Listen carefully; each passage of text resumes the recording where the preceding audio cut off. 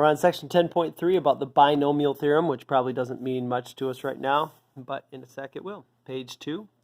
The first thing I was going to have you do in class is I was going to have you just start foiling like crazy, like go x plus y to the 0 to the 1, and then start, start doing FOIL with a power 2. Well, I'll start it out first. Hopefully we're all clear. Anything to the 0 power is 1. Anything to the 1 power, this would just be x plus y. So I'm going to write it out here. We're going to have x plus y. I'll do the next one, and we'll go x plus y squared. Well, x plus y squared means x plus y and x plus y. Let me bring it right over here. So we're going to do first x squared. Outsides is an xy. Insides is an xy. And last is a y squared. So if we did this all together, we'd have x squared. There's 2 plus 2xy's plus y squared. And I don't know about you, but I'm about sick of this already. I've only done power 2, and now I was going to ask you to do power 3 and 4. And the question is there a pattern? And yeah, there is. So let's write out the next one here. I already have it here. This is x squared plus 2xy plus y squared.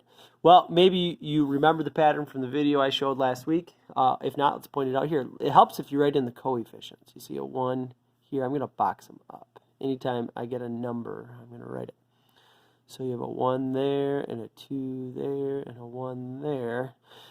Well, you guys see that Pascal's triangle is starting to be made? 1, 1, 1, 1, 2, 1. So, in other words, the next row, if I wanted to figure it out, is going to be 1 will be the coefficient, and then a 3, and then a 3, and then a 1. So I'll have my coefficients in there. And now you just have to figure out the letters behind. And let's see if we can figure out some patterns. First of all, look at my x's. My x's go power 2, power 1, power 0. It's not written there at all. So they go in descending order. 2, 1, 0. And this is row 2. So it starts with the 2 and counts down. So this is row 3. It's going to go x cubed, x squared, x, and then no x at all. So this one is going to go 3, 2, 1, 0.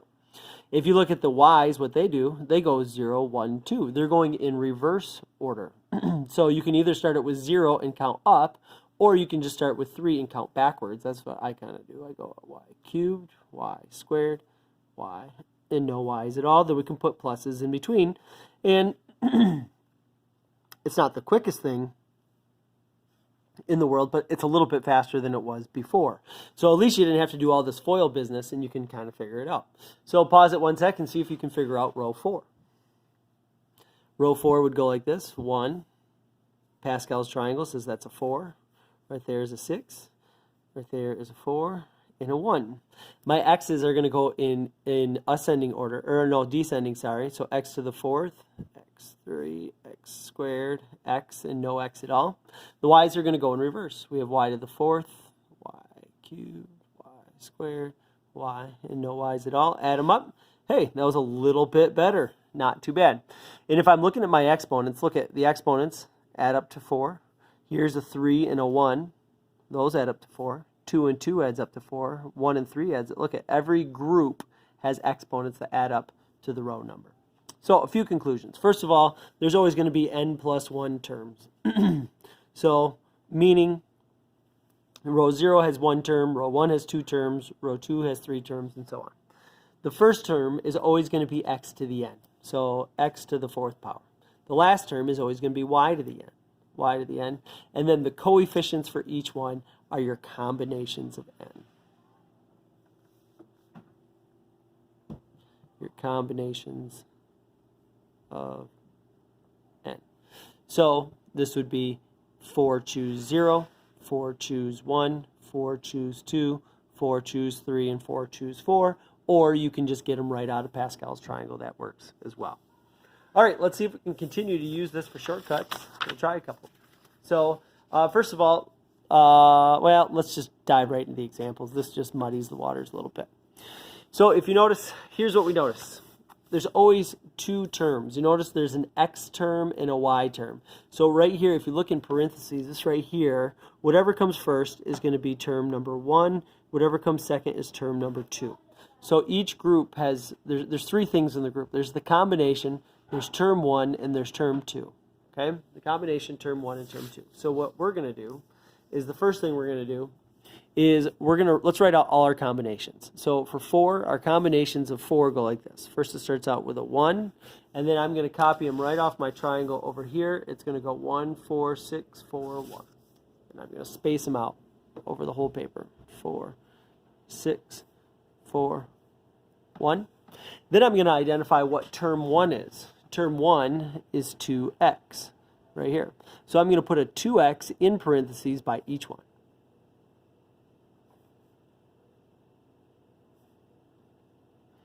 So each one gets a combination. Each one gets a combination, 1, 4, 6, 4, 1, and each one gets term 1. Now I'm going to identify what term 2 is, and it's negative 3. Each one gets a negative 3, and we're going to multiply here. So times negative 3.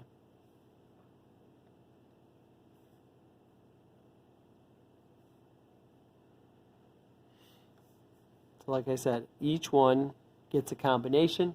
Each one gets term 1, and each one gets term 2. We're going to add them all up. And now we have to figure out how our exponents are going to go. The exponent is going to go in descending order. So on term 1, it goes 4, 3, 2, 1, and 0. On term 2, it goes in reverse. 4, 3, 2, 1, and 0. Okay? So this is hopefully a little bit quicker way to FOIL all of this. Now what we have to do is we just have to simplify each one of these. We're going to go 1 times 2x to the 4th times negative 3. So this first term, let's figure it out. Well, 2 to the 4th power, 2 times 2 is 4, times 2 is 8, 16. So 1 times 16 x to the 4th is 16x to the 4th because it's negative 3 to the 0. Now here's what I'm going to do is I'm going to go for the tricky part about multiplying these is that this exponent goes to the 2 as well. So that's not a 2, that's going to be a 2 cubed, which is 8.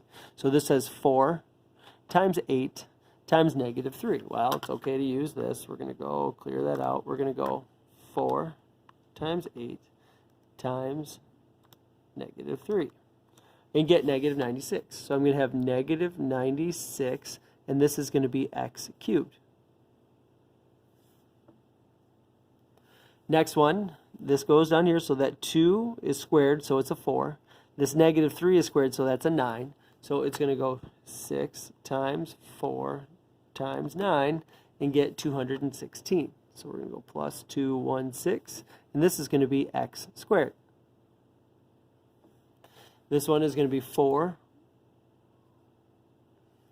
We're going to go 4 times 2 times negative 27. And get negative 216. So this is negative 216 x to the 1st. And then your very last one is going to be 1 times negative 3 to the 4th. And be careful on this. You got to go negative 3 power 4. Make sure you put it in parentheses. We're going to get that sign wrong with a positive 81.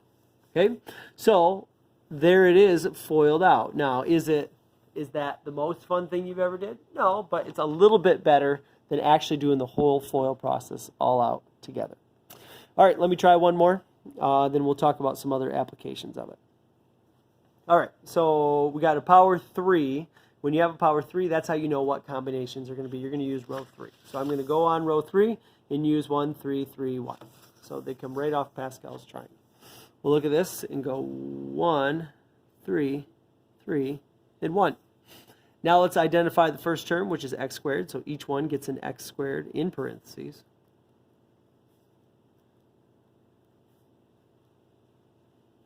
X squared in parentheses, and each one gets a 3y in parentheses.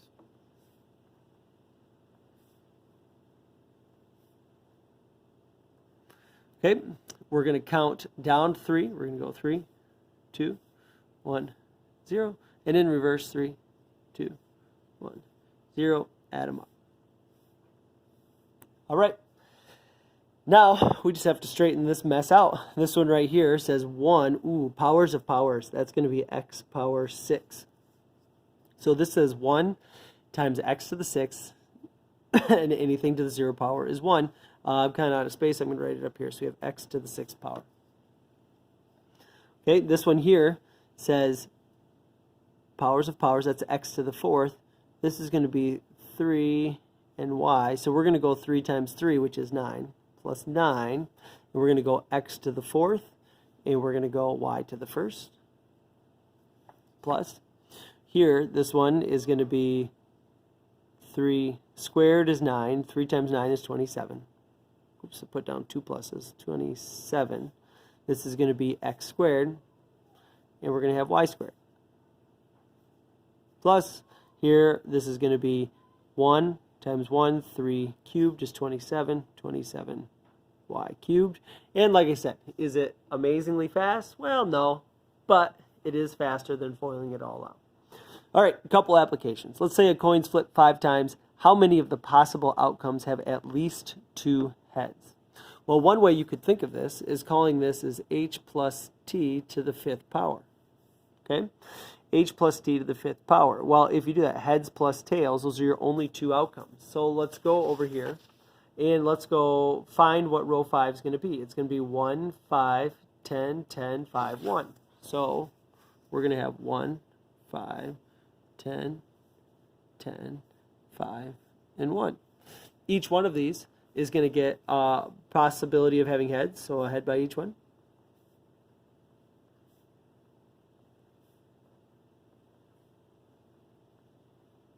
And a tail by each one.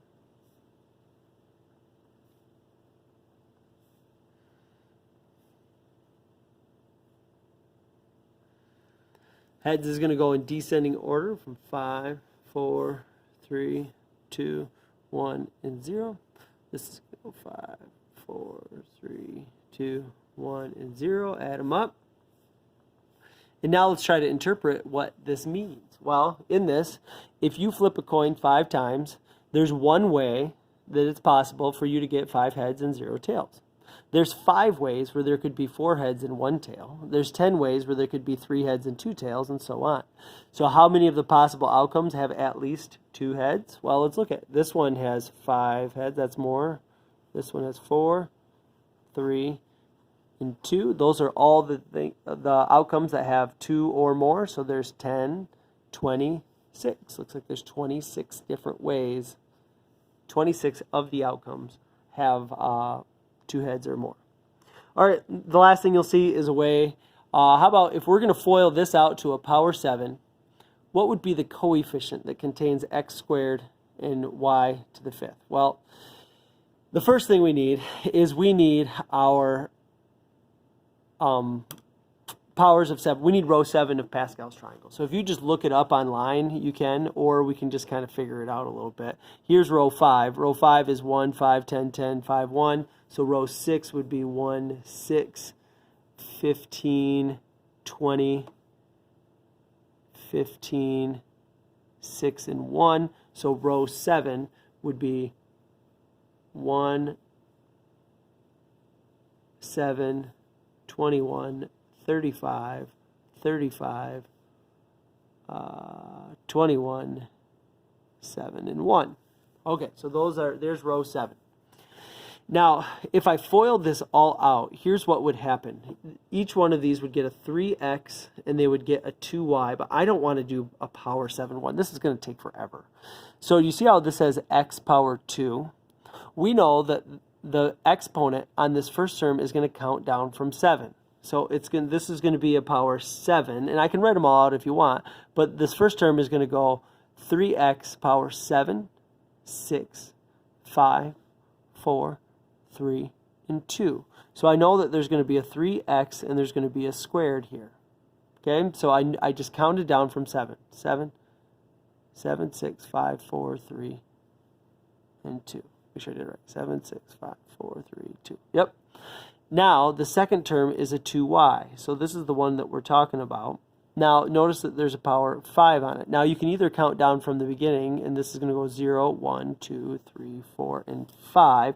Or we also know that for each group, right here, for each group, these exponents have to add up to 7. Now, it's asking what the coefficient is. You might say, oh, it's 21. It's right in front. Well, actually, it's going to be 21 times 9 times 32, because 2 to the 5th is 32. So we're going to have 21 times 9 times 32 and get 6,048. So 6,000, this is going to be 6,048 x squared, y to the fifth. So the coefficient is 6048.